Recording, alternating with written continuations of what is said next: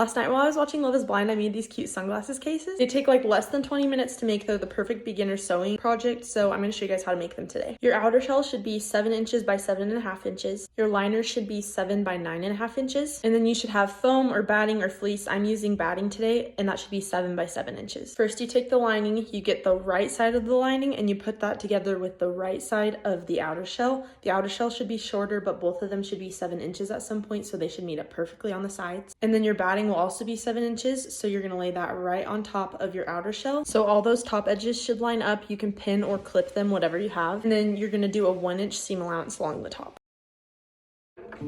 This is what it looks like sewn with a 1-inch seam allowance. These are how the layers should look. I'm just going to press this seam, then I'm going to open it up where the liner and the outer shell are sewing, press it here, and then I'm going to fold the liner over this way and press it one more time. This is what your sunglasses case is going to look like in the end.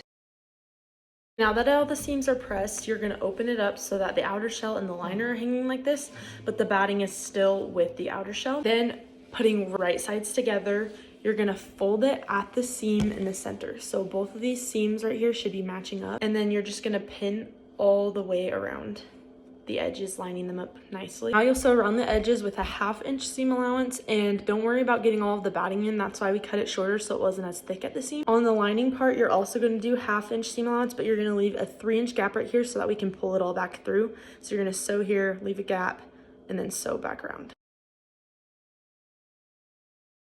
Now you're going to trim the corner. So you did not sew along this edge. You're going to trim this corner and this corner. And then pull everything through that little gap that you made.